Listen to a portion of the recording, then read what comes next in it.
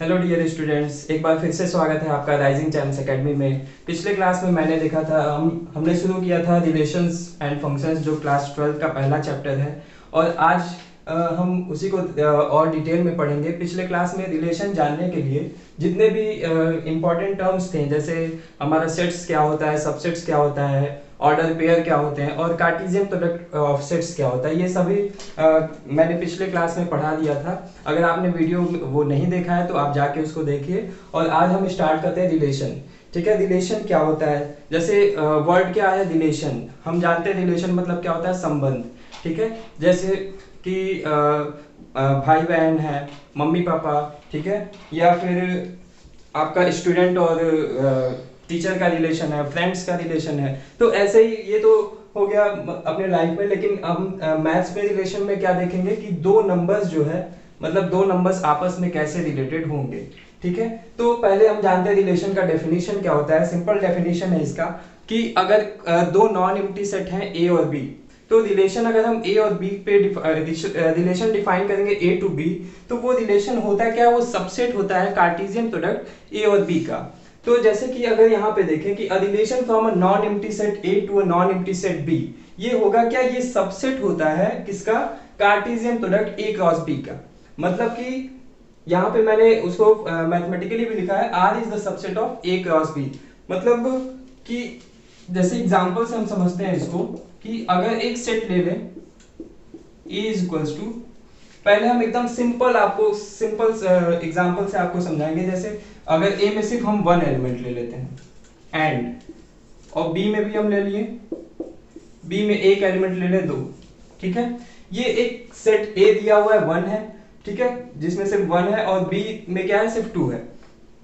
तो पहले हम डिफाइन करेंगे कि ए क्रॉस बी क्या होगा। ये हम पिछले लेक्चर में ऑलरेडी बता चुके हैं कि ए क्रॉस बी कैसे हम फाइंड करते हैं। तो यहाँ पे सिंपल है, ए क्रॉस बी कैसे क्या होगा यहाँ पे इस केस में 1,2। ठीक है, ये हमारा हो गया ए क्रॉस बी। अब यहां से इस डेफिनेशन से आप देखिए रिलेशन क्या होगा, वो सबसेट होगा किसका, ए क्रॉस बी का। तो ए क्रॉस बी हमने ऑलरेडी फाइंड कर रखा है। अब जो हमारा रिलेशन आएगा वो इसी का सबसेट होगा। ठीक है, तो ऑल पॉसिबल रिलेशंस, इसके क्या क्या सबसेट्स होते हैं, इसके ऑल पॉसिबल सबसेट्स क्या हो सकते हैं, उसके पावर सेट। ठीक है, पावर सेट आपने पढ़ रखा है। ठीक है, all collection of all subsets of a set. ठीक है, तो इसमें देखते हैं कि इसके ऑल पॉसिबल सबसेट्स क्या क्या हैं। तो सबसे पहला पॉसिबिलिटी इसका सबसेट क्या होगा, r1 इज इक्वल्स टू 5। सबसे पहला सबसेट इसका क्या होगा, 5, क्योंकि हम जानते हैं कि जो 5 होता है वो सबसेट होता है हर एक सेट का।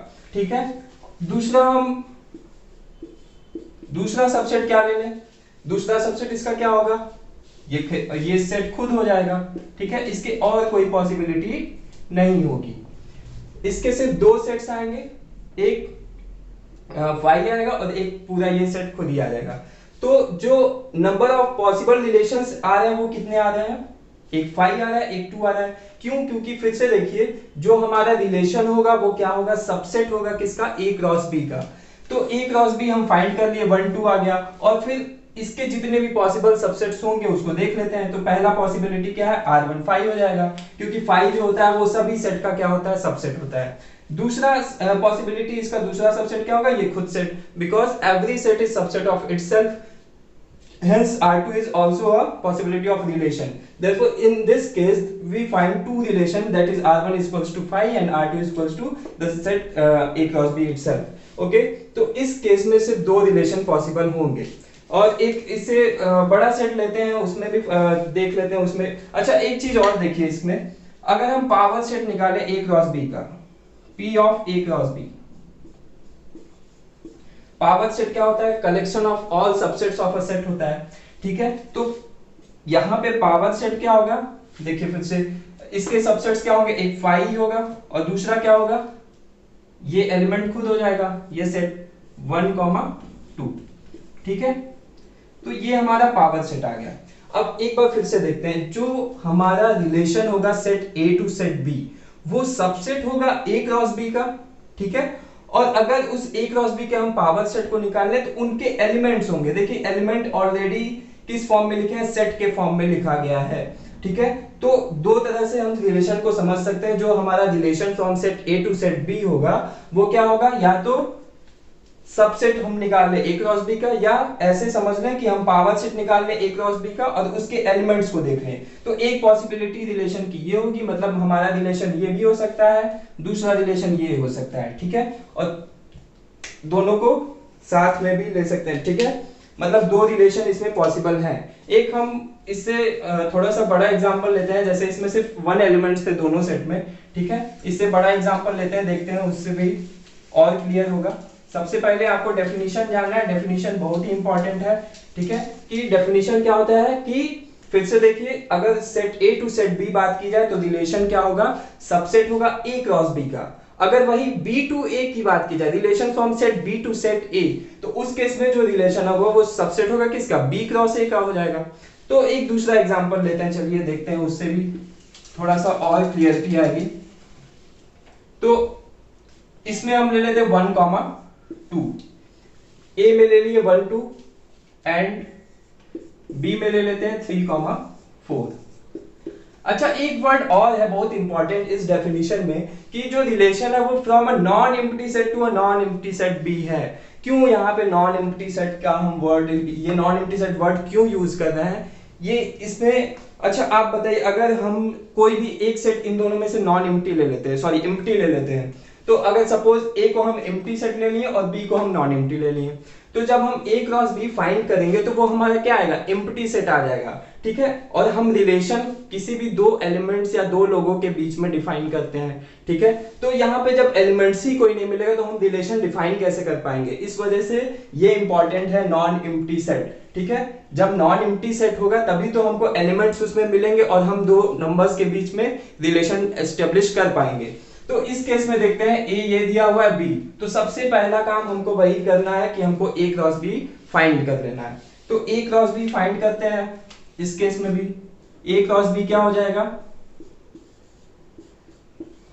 ये हमने कार्टेशियन प्रोडक्ट निकालना पिछले क्लास वाले पिछले लेक्चर में हमने बता दिया था, तो आप उस वीडियो में देख सकते हैं। तो क्या क्या पॉसिबिलिटी है ऑर्डर्ड पेयर की, 1 3 हो जाएगा, पहला 1 को 3 के साथ ले लें, दूसरा 1 को 4 के साथ ले लें, 1 4 मिल गया, तीसरा क्या होगा 2, 3 हो गया, और चौथा क्या हो जाएगा 2, 4। ये चार पॉसिबिलिटी है, मतलब चार एलिमेंट्स हमको मिलेंगे किसमें, ए क्रॉस बी में। अब हम देखते हैं रिलेशन डिफाइन करते हैं, देखते हैं कैसे इसमें कितने और नंबर ऑफ पॉसिबल रिलेशन कितने बन पाएंगे। तो फिर से वही काम की, जो हमारा रिलेशन होता है वो सबसेट ही होता है किसका, ए क्रॉस बी का, ठीक है। तो यहाँ पे इसके टोटल पॉसिबल सबसेट्स कितने होंगे, नंबर ऑफ इसके पावर सेट के बराबर होगा, तो इसके पावर सेट में एलिमेंट्स कितने हो जाएंगे, P of A cross B find करेंगे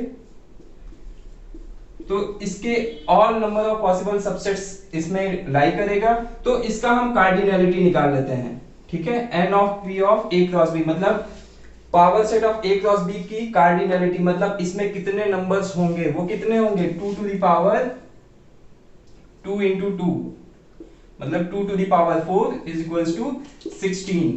मतलब इस पावर सेट में कितने एलिमेंट्स लाई करेंगे, 16 एलिमेंट्स। और ऐसे भी हम देख सकते हैं ए क्रॉस बी के टोटल कितने सबसेट्स पॉसिबल है, 16 ही है, ऐसे ही फाइंड भी करते हैं। तो all number of possible relation in this case क्या हो जाएगा, 16 हो जाएगा, ठीक है। मतलब इसमें टोटल 16 रिलेशंस हमको मिलेंगे। तो इसमें भी पहला R1 5 हो जाएगा, ठीक है। दूसरा, अब हम सभी चीज यहाँ पे 16 रिलेशंस नहीं लिखेंगे, बहुत लंबा हो जाएगा। तो कुछ मेन देखते हैं। जैसे पहला तो 5 इसका सबसेट होगा ही होगा, क्योंकि 5 सबसेट होता है सभी सेट्स का। तो पहला 5 ले लें, दूसरा सिर्फ ये ले लें 1 3 ले लेते हैं, चलिए दूसरा ले लेंगे 1 3, एक रिलेशन ये पॉसिबल है। सिमिलरली तीसरा 1 4 ले लेंगे, चौथा 2 3 ले लें, पांचवा 2 4 ले लें, ठीक है। तो 5 तो ऐसे ही हो गए। छठवां ले लेते हैं, अब दो का पेयर बना लें, मतलब इन दोनों को एक साथ ले लें तो R6 हो गया। फिर इसको इसके साथ रख लें तो क्या हो जाएगा R7, इसको इसके साथ ले लें R8 हो जाएगा। फिर इन दोनों को साथ में ले लें R9 हो गया, इसको साथ में ले लिया जाए, this one and this one, तो R9 R10 हो गया। और इन दोनों को एक साथ लेंगे तो R11, मतलब 11 रिलेशन यहाँ हो गया। अब 3 3 का पेयर बना लेते हैं, पहले 3 एलिमेंट्स को ले लें, ठीक है, ये भी एक पॉसिबिलिटी होगी। ये हो गया R12, मतलब ये 12th रिलेशन होगा। फिर इसको और इस वाले को ले लें, ये R13 हो गया। और कौन सा बचा, इन तीनों को ले लें, ठीक है, R14 हो जाएगा। और कुछ बच रहा है और एक पूरा यही हो जाएगा हमारा, ठीक है। मतलब इसमें ऑल सबसेट्स हम फाइंड कर सकते हैं और टोटल देखेंगे हमारे पास 16 रिलेशन इसमें मिलेंगे, ठीक है। तो अब थोड़ा सा और इसमें डिटेल में जाते हैं थोड़ा। अभी तो मतलब ये ऑल पॉसिबल रिलेशन था, अब क्वेश्चन में आपको ऑलरेडी दिया रहेगा कि हमारे जो नंबर्स हैं वो कैसे रिलेटेड हैं, तो उसके हिसाब से हम रिलेशन वहां पे फाइंड करेंगे। तो जब तक आपको ना दिया रहे कि फाइंड ए क्रॉस बी, तब तक आप ए क्रॉस बी फाइंड नहीं करेंगे, क्योंकि अगर सेट लंबा दे दिया, जैसे इसमें सिर्फ दो एलिमेंट्स थे, तो ए क्रॉस बी एक छोटा सा सेट आएगा, इसमें 4 ही एलिमेंट्स होंगे। लेकिन अगर मान लीजिए इसमें 10 एलिमेंट्स हो गए, इसमें 10 एलिमेंट्स हो गए, तो क्या हम वहां पे भी ए क्रॉस बी फाइंड करेंगे? बिल्कुल नहीं। हम क्यों उतना लंबा फाइंड करने जाएं? हम सिर्फ क्वेश्चन पे ध्यान देंगे, क्वेश्चन हमारे जो एलिमेंट्स हैं वो कैसे रिलेटेड हैं, वो आपको रिलेशन ऑलरेडी क्वेश्चन में दिया होगा, ठीक है। तो क्वेश्चन में आपको ऑलरेडी रिलेशन दिया होगा कि एलिमेंट्स कैसे रिलेटेड हैं, और आपको सिर्फ रिलेशन फाइंड करना रहेगा कि वो एलिमेंट्स मतलब जिस हिसाब से रिलेशन दिया होगा, तो सिर्फ वही रिलेशन आपको फाइंड करना। ऑल पॉसिबल रिलेशन फाइंड नहीं करने होंगे आपको। जब तक ये नहीं बोला जाए कि फाइंड ऑल पॉसिबल रिलेशन, तो तब तक आप ये काम नहीं करेंगे, ठीक है। तो फॉर एग्जांपल जैसे फिर से वही सेट हम लेते हैं 1 2 और 3 4, और इस पे हम रिलेशन डिफाइन कर देते हैं, जैसे R is equals to ordered pair x, y such that ले लेते हैं इसमें हम x is greater than y। R is equals to ordered pair x y such that x is greater than y, where x कहां पे, पहला slot का element कहां पे बिलोंग करता है? A में। मैंने पिछले लेक्चर में ऑलरेडी बताया है ये कि जो फर्स्ट स्लॉट का एलिमेंट होता है वो A में बिलोंग करेगा, और जो सेकंड स्लॉट का एलिमेंट होगा वो B में बिलोंग करेगा, ठीक है। तो R is equals to ordered pair x y such that, और यही देखिए यही रिलेशन हमारा है। ये दो एलिमेंट x और y कैसे रिलेटेड हैं कि जो पहला ये फर्स्ट स्लॉट का जो एलिमेंट है वो बड़ा होना चाहिए किससे? सेकंड स्लॉट के एलिमेंट से, ठीक है। तो order pair x y where x belongs to capital A and y belongs to capital B, ठीक है। ये हमारा रिलेशन दे दिया। अब हम देखते हैं कि हमारा रिलेशन होगा क्या। हमको आर फाइंड करना है इस केस में, ठीक है। तो ये छोटा सा एग्जांपल है, इस वजह से हम यहाँ पे ए क्रॉस बी आपको फाइंड करके फिर बताते हैं कि ये रिलेशन क्या होगा, ठीक है। वैसे भी आप बता सकते हैं डायरेक्टली कि R इज इक्वल्स टू ये क्या होगा, क्योंकि ये जरूरी नहीं कि हर केस में हम जो कार्टेशियन प्रोडक्ट है उसको फाइंड करें, लेकिन अगर वही छोटा सेट है तो आप कर सकते हैं, लेकिन यही अगर बहुत बड़ा सेट मिल जाएगा तो उस केस में पॉसिबल नहीं है कि हम उसके कार्टेशियन प्रोडक्ट को फाइंड कर पाए। तो चलिए देखते हैं पहले ए क्रॉस बी हम आपको बताते हैं। इसमें 1 3 1 4 1 3 1 4 2 3 एंड 2 4, ये 4 एलिमेंट्स थे। सिंपल छोटा सा सेट था, ए क्रॉस बी भी छोटा आ रहा है, इस वजह से हम ए क्रॉस बी फाइंड कर दिए, ठीक है। अब देखते हैं हमारा रिलेशन कैसे डिफाइन है कि जो फर्स्ट स्लॉट का एलिमेंट है, मतलब ये वाला जो एलिमेंट है वो क्या होना चाहिए, किससे बड़ा होना चाहिए? सेकंड स्लॉट के एलिमेंट से। तो यहाँ पे क्या कोई भी ऐसा एलिमेंट दिख रहा है जो कि फर्स्ट स्लॉट के एलिमेंट से बड़ा हो, मतलब सॉरी, जो फर्स्ट स्लॉट का एलिमेंट हो वो सेकंड स्लॉट के एलिमेंट से बड़ा? क्या यहाँ पे आपको कोई भी ऐसा एलिमेंट दिख रहा है? अगर दिख रहा होगा तो फिर वो रिलेशन होगा। देखते हैं, यहाँ पे 1 है और ये 3 है। 1 जो कि बड़ा नहीं है 3 से, इस वजह से ये जो R में ये एलिमेंट नहीं आएगा। Similarly 1 is not greater than 4, ठीक है। तो इस R में ये एलिमेंट भी नहीं आएगा। फिर से ले लेते हैं 2 इज नॉट ग्रेटर देन 3, ये भी एलिमेंट नहीं आएगा। फिर क्या बचा? 2 इज नॉट ग्रेटर देन 4, ये भी एलिमेंट नहीं आएगा। तो हमारा जो ये रिलेशन होगा वो क्या हो जाएगा? R is equals to empty 5, ठीक है। यही हमारा आंसर होगा इस केस में, यही पॉसिबिलिटी है सिर्फ इस केस में, ठीक है। उम्मीद है ये समझ में आया होगा। फिर से देखते हैं, ए दिया था, बी दिया था, हमारा रिलेशन कुछ इस तरह से डिफाइन किया।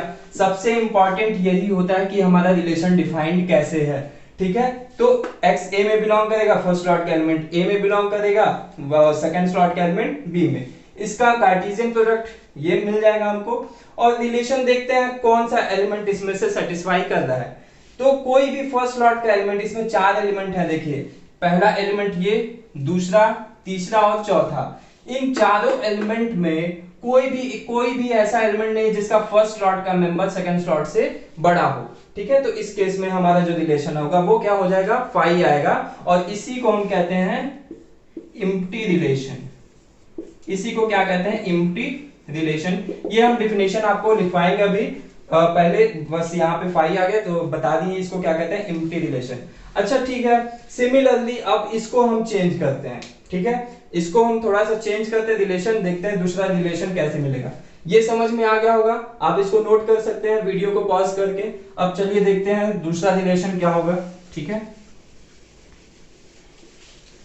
हम रिलेशन को थोड़ा सा चेंज करते हैं। यहाँ पे जो ग्रेटर देन का साइन था वही यहाँ पे ज्यादा चेंजिंग नहीं, सिर्फ इसको लेस देन कर लेते हैं।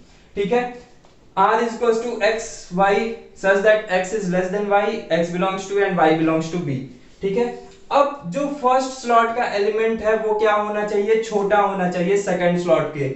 मतलब यहाँ जो फर्स्ट स्लॉट का एलिमेंट है वो छोटा होना चाहिए, किससे, ये इस एलिमेंट से।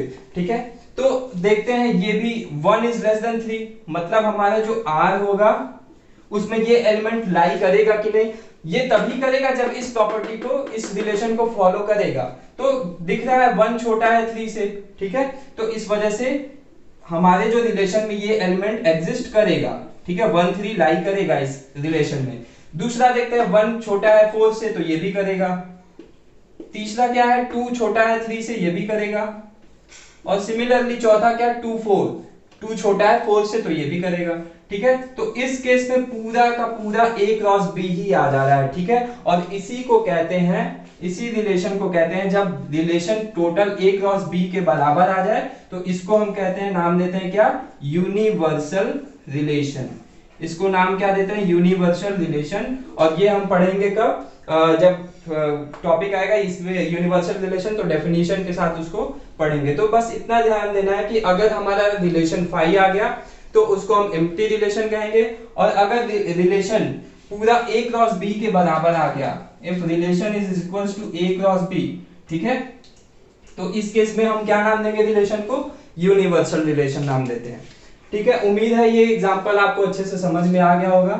ठीक है, इसको हम इरेज करते हैं और एक और एग्जांपल से आपको रिलेशन समझाते हैं, थोड़ा सा और क्लियर होगा उससे। ठीक है, तो ध्यान इस बात का देना है कि आपको अगर छोटा सेट है तो आप कार्टेशियन प्रोडक्ट निकाल सकते हैं। अगर सेट आपको बहुत ही बड़ा दिया होगा तो उस केस में हम कार्टेशियन प्रोडक्ट निकालने नहीं बैठेंगे। पता चला आपका 1 मार्क्स का क्वेश्चन, 2 मार्क्स का क्वेश्चन, आप कार्टेशियन प्रोडक्ट ही निकालने बैठ गए और आपका बाकी क्वेश्चन ही छूट जाएगा। ठीक है, तो आपको ये तब तक नहीं निकालना है जब तक क्वेश्चन में मेंशन ना करे कि यहाँ पे आप कार्टेशियन प्रोडक्ट फाइंड करिए। चलिए एक एग्जांपल और एक एग्जांपल देखते हैं। अगर हम एक सेट ले लिए A, इसमें 1 2 3 एलिमेंट है। दूसरा सेट ले लिए, इसमें हम ले लेते हैं 4 5 6, 4 5 6। ठीक है, ये सेट A है, ये सेट B है। हम रिलेशन डिफाइन कर दिए R। ठीक है, relation from set A to set B, set A दिया हुआ है, सेट B दिया हुआ है। चलिए रिलेशन डिफाइन करते हैं। रिलेशन कैसे डिफाइंड होगा, रिलेशन डिफाइंड है ordered pair xy such that x plus y is equals to क्या ले लें, is equals to कुछ भी ले लेते हैं, जैसे 7 ले लिए। चलिए ठीक है, कुछ भी रिलेशन कुछ भी डिफाइन कर सकते हैं। ठीक है, आपको कुछ भी दे दिया रहेगा और उसी के हिसाब से आपको रिलेशन फाइंड कर लेना है। और ये ध्यान में रहेगा कि मतलब जो भी रिलेशन आए कुछ भी यहाँ पे डिफाइन कर दे उससे नहीं, मतलब जो हमारा रिलेशन आएगा वो कोई ना कोई सबसेट ही होगा A क्रॉस B का। ऐसा नहीं कि कुछ यहाँ पे इसके अकॉर्डिंग, मतलब ये नहीं कि हम A क्रॉस B से बाहर चले जाएंगे। जो एलिमेंट मिलेगा वो A क्रॉस B का एलिमेंट, मतलब उसी का सबसेट ही होगा। ठीक है, ऐसा नहीं ये चेंज होते रहेगा, आपको इसके सबसेट ही मिलते रहेंगे। ठीक है, तो रिलेशन हम कुछ इस तरह से डिफाइन कर दिया। और यहाँ पे x किस में बिलोंग कर रहा है, सेट A में, and y belongs to set B। ठीक है, चलिए देखते हैं इसमें क्या होगा, हमारा आर क्या आएगा। तो अब यहाँ पे हम ए क्रॉस बी नहीं फाइंड करेंगे, ठीक है, ये भी फिर भी छोटा सेट है, ए क्रॉस बी आप इजीली फाइंड कर सकते हैं, 9 एलिमेंट्स होंगे दोनों में, लेकिन हम नहीं फाइंड करेंगे। अब हमको वही ऑर्डर पेयर इसमें लिखना है कि दोनों का सम क्या है, मतलब इन दोनों का सम क्या आना चाहिए, 7 आना चाहिए।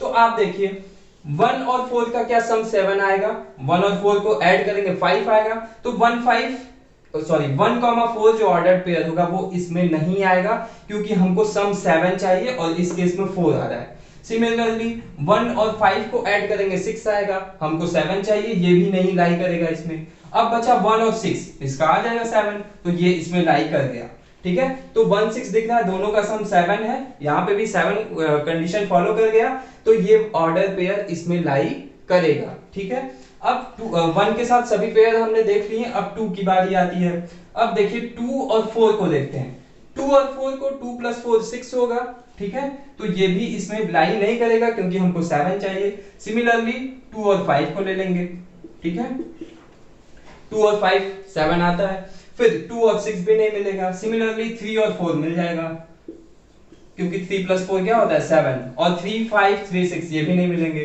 तो इस केस में हमारा जो रिलेशन होगा वो यही होगा, ठीक है। अब देखिए यहाँ पे हमने ए क्रॉस बी नहीं फाइंड किया, क्या जरूरत है ए क्रॉस बी फाइंड करने की, ठीक है, तो जरूरी नहीं कि हर केस में हम ए क्रॉस बी फाइंड करें।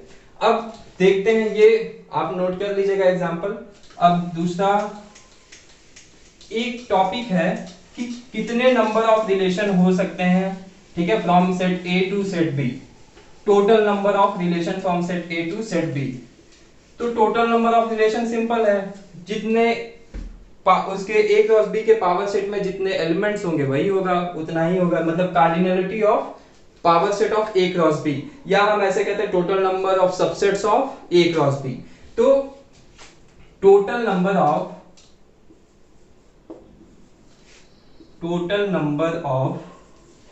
possible relations, total number of possible relations from set A to set B, ये किसके बराबर होगा, total number of possible relation from set A to set B, ये किसके बराबर होगा, 2 to the power cardinality of A into cardinality of B, मतलब 2 to the power Na into, ये मल्टीप्लाई का साइन है, Na इंटू Nb, ठीक है, ये मल्टीप्लाई का साइन है, ठीक है, Na into Nb। Total number of possible relation from set A to set B क्या होगा, 2 to the power cardinality of A into cardinality of B, ठीक है। तो ये आप नोट कर लीजिएगा इसको। उम्मीद है ये इतने टॉपिक्स आपको अच्छे से समझ में आ गए होंगे, और हम आगे चलते हैं। अब एक और टॉपिक है, उसको हम कहते हैं डोमेन ऑफ अ रिलेशन क्या होता है, ठीक है, कोडोमेन ऑफ अ रिलेशन क्या होता है, और रेंज क्या होता है रिलेशन का। ये 11th का ही टॉपिक है, ठीक है। तो इसको हम सिर्फ एक एग्जांपल से बताएंगे और आपको समझ में आ जाएगा वो, ठीक है। इसका डेफिनेशन आपको 11th में मिल जाएगा, ठीक है। तो देखते हैं, एक फिर से एग्जांपल चूज करते हैं, जैसे सेट ए ले लेते हैं, इस बार कुछ अल्फाबेट के फॉर्म में लेते हैं। चलिए सेट ए ले लिए हम ए बी, ठीक है, एंड सेट बी ले लिए हम सी कॉमा डी।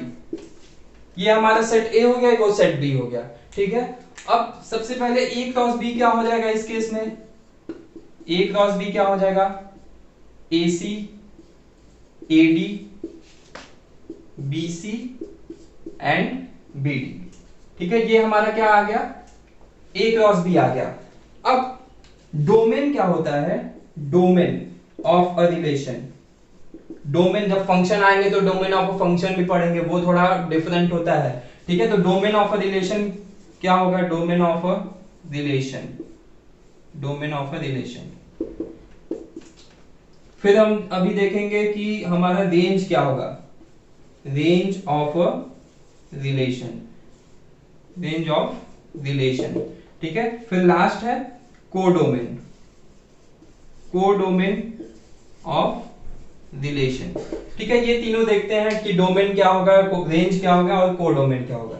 तो सबसे इंपॉर्टेंट बात कि जो जितने भी रिलेशन में ये ए क्रॉस बी में, मतलब जो भी हम ये रिलेशन जो फाइंड कर लेंगे, ठीक है, ये तो ए क्रॉस बी मैंने फाइंड किया, और अगर मान लीजिए हमारा रिलेशन यही मिल जाता, मान लीजिए ये आर हमारा यूनिवर्सल रिलेशन ही आ गया, ठीक है, और हमारे पूरा रिलेशन ये मिल गया हमको, तो इस केस में डोमेन क्या होगा, ठीक है।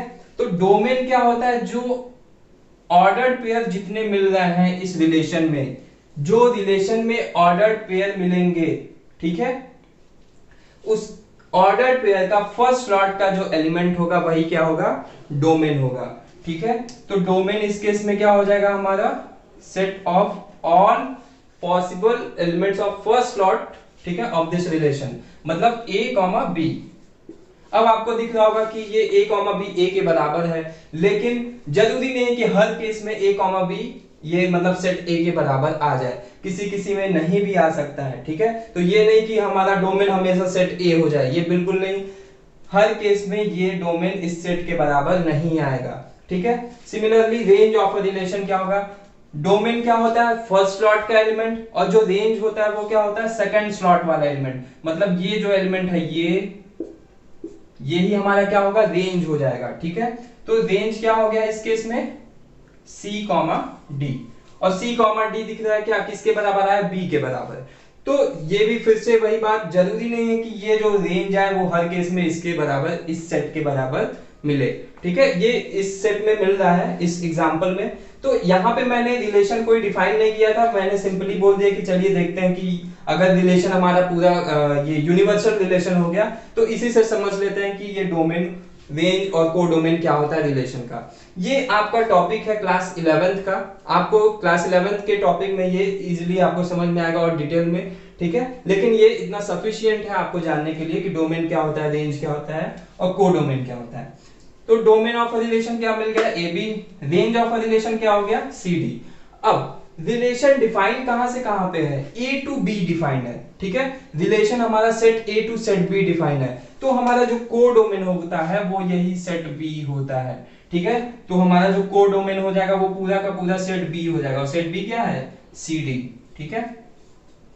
तो डोमेन और रेंज ये चेंज हो सकते हैं, लेकिन जो कोडोमेन है वो हमेशा किसके बराबर आता है, सेट बी के बराबर। और एक चीज आपने और नोटिस किया होगा, जो हमारा रेंज होता है, range is subset of codomain, ठीक है।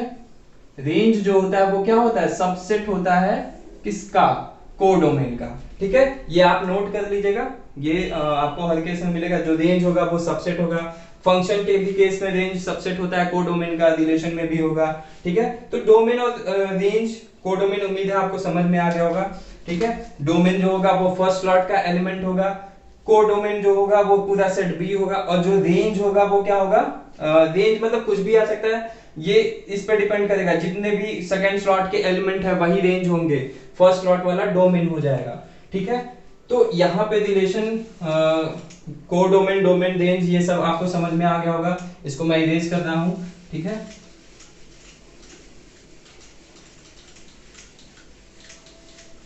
अब हमको जो क्लास 12th में पढ़ना है रिलेशन, ठीक है, उसको हम थोड़ा सा चेंज करेंगे। जो भी अभी तक तो जो आप क्लास 11th में रिलेशन पढ़े हैं उसमें दो सेट्स आपको दिया होगा, सेट ए सेट बी, ठीक है, relation from a set A to set B. लेकिन जो क्लास 12th में रिलेशन आपको पढ़ना है वो सेम सेट पे पढ़ना है, ठीक है, वो सेम सेट पे पढ़ना है। तो a relation from a non empty set A to a non empty set B is a subset of क्या हो जाएगा, वो ए क्रॉस ए का हो जाएगा, ठीक है। और उसको हम ऐसे भी डिफाइन कर सकते हैं, a relation in a non empty set A is the subset of the Cartesian product A cross ए, ठीक है। तो थोड़ा सा हम इसमें चेंज कर दे रहे हैं, इसमें यहां पे हमको सेम सेट पे पढ़ना है। A relation from a non empty set A to a non empty set B to the same set भी लिख सकते हैं, इसको हम क्या लिख दें, टू द सेम सेट, ठीक है। A relation from a non empty set A to the same set, ठीक है, मतलब इसी सेट पे is a subset of the Cartesian product किसका हो जाएगा, ए क्रॉस ए हो जाएगा, ठीक है। यहां पे भी क्या आ जाएगा, ए हो जाएगा। कोई दिक्कत इसमें, बिल्कुल नहीं। ठीक है, जो हमारे क्लास 12 में रिलेशन है वो सभी एग्जांपल्स आपको किस सेट में मिलेंगे, कोई भी एक सिंपल सा सेट दे दिया होगा और उसी पे वो रिलेशन डिफाइन होगा। ठीक है, तो यहाँ पे आपको समझ में आ गया होगा रिलेशन क्या है। ठीक है, अगर दो सेट दिया होगा तो ए क्रॉस बी का सबसेट होगा। सेम सेट अगर सिर्फ एक ही सेट दिया है तो हम जो रिलेशन होगा वो ए क्रॉस ए का सबसेट होगा। जैसे एक एग्जांपल लेते हैं यहाँ पे, अगर सेट ए दिया हुआ है, सेट ए दिया हुआ है 1 2, ठीक है, सेट ए 1 2 दिया है तो सबसे पहले हम क्या फाइंड कर ले, ए क्रॉस ए फाइंड कर ले। ए क्रॉस ए क्या होगा इस केस में, देख लीजिए यहाँ पे ए क्रॉस ए क्या होगा, 1 2 1 2। ठीक है, तो 1 1 1 2 2 1 एंड 2 2। ठीक है, तो सेट ए क्रॉस ए क्या आ जाएगा, 1 1 1 2 2 1 एंड 2 2। ये हमारा क्या आ गया, ए क्रॉस ए आ गया। सेट ए दिया था, ए क्रॉस ए फाइंड कर लिए, तो हमारा जो रिलेशन होगा वो क्या होगा, इसी का कोई सबसेट होगा। ठीक है, तो ये सबसेट हो जाएगा किसका, ए क्रॉस ए का। फॉर एग्जांपल यहाँ पे चलिए एक रिलेशन डिफाइन करते हैं, उसके हिसाब से समझते हैं फिर। जैसे हमारा रिलेशन क्या हो गया, for example R is equals to ordered pair x y। ठीक है, सच दैट क्या ले ले, चलिए x is equals to y ले लेते हैं। ठीक है, रिलेशन कैसे डिफाइंड है, order pair x y such that x equal to y। ठीक है, अब ये बताइए जब a क्रॉस b था तो यहाँ पे x किस में बिलोंग कर रहा था, a में बिलोंग कर रहा था, y किस में बिलोंग कर रहा था, b में। लेकिन जब यहाँ पे सेट a ही है, सिर्फ सिंगल सेट है, तो x भी किस में बिलोंग करेगा, a में, एंड सिमिलरली y भी किस में बिलोंग करेगा, b में। तो यहाँ पे x, y दोनों किस में बिलोंग करेंगे, सेट a में। चलिए a दिया हुआ है 1 2, a क्रॉस a हमको मिल गया, हमको पता है जो हमारा रिलेशन होगा वो इसी का सबसेट होगा। हम रिलेशन डिफाइन कर दिए कुछ इस तरह से, r is equals to x y such that x equal to y। तो हमारा रिलेशन हम वही एलिमेंट चूज करेंगे जिसमें x और y दोनों स्लॉट क्या हो, इक्वल हो। तो यहाँ पे हमारा रिलेशन क्या हो जाएगा, r इज इक्वल्स टू कौन से, इसमें कौन से एलिमेंट है जिसमें x और y दोनों इक्वल है, दिख रहा है आपको साफ साफ, ये भी 1 है, ये भी 1 है, दोनों बराबर है। तो हमारा जो रिलेशन का पहला एलिमेंट हो जाएगा वो 1 1 हो जाएगा। दूसरा देखते हैं क्या ये दोनों इक्वल हैं, बिल्कुल नहीं, तो ये हमारे R में नहीं लाई करेगा। सिमिलरली ये दोनों भी इक्वल नहीं, ये भी नहीं लाई करेगा, बट ये दोनों इक्वल है तो ये लाई कर जाएगा। तो हमारा जो रिलेशन हो गया वो क्या हो गया, 1 1 एंड 2 2। ठीक है, उम्मीद है ये एकदम अच्छे से आपको समझ में आया होगा। अभी हमको और भी कई सारे बड़े बड़े सेट पे भी पढ़ने हैं, जैसे रिलेशन ऑन R दिया होगा, relation on Z, relation on natural number दिया होगा, तो वो क्वेश्चन के अकॉर्डिंग हम जब एक्सरसाइज सॉल्व करेंगे तो उसमें देखेंगे। ठीक है, अब हम नेक्स्ट लेक्चर में आपको बताएंगे कि टाइप्स ऑफ रिलेशन क्या होता है। ठीक है, क्योंकि टाइप्स ऑफ रिलेशन बहुत ही इंपॉर्टेंट है, वही मेन टॉपिक है हमारे रिलेशन का। टाइप्स ऑफ रिलेशन से ही स्टार्ट है हमारे एनसीईआरटी में 12th क्लास में। और एक इम्पॉर्टेंट अनाउंसमेंट ये है कि आप किसी भी बोर्ड के हो, चाहे सीबीएसई हो, चाहे यूपी बोर्ड हो, चाहे आईसीएसई, आप देखेंगे कि जो सभी चैप्टर्स हैं इसके, ठीक है, वो सभी चीज आपको सेम ही मिलेगा, चाहे आप सीबीएसई के हो, चाहे यूपी बोर्ड के हो, चाहे आईसीएसई के हो। तो आपको ये मेरे वीडियो से आपको बहुत हेल्प मिलेगी। आप चाहे किसी बोर्ड के हो, आप इससे कंटिन्यू रखिएगा अपनी पढ़ाई। ठीक है, बस आपके एग्जाम पैटर्न में थोड़ा सा चेंजिंग आता है, मतलब वो जो नंबरिंग सिस्टम होता है बस उसी में थोड़ा सा चेंजेस रहेगा, लेकिन बाकी सब चीज सेम है। आईसीएसई में एक चैप्टर एक्स्ट्रा है तो वो लास्ट में मैं उसको भी कवर कर दूंगा, लेकिन बाकी सभी चैप्टर्स आपके UP board, CBSE board as well as ICSE में आपको सेम मिलेंगे। तो आप सभी बोर्ड के बच्चे इस चैनल से आप अपनी पढ़ाई को कंटिन्यू रखिएगा। ठीक है, और नेक्स्ट क्लास में हम पढ़ेंगे टाइप्स ऑफ रिलेशन क्या होता है, वो देखा जाएगा टाइप्स ऑफ रिलेशन। ठीक है, तो आज के लिए इतना ही। ठीक है, आप बने रहिए हमारे साथ। Keep rising, go ahead.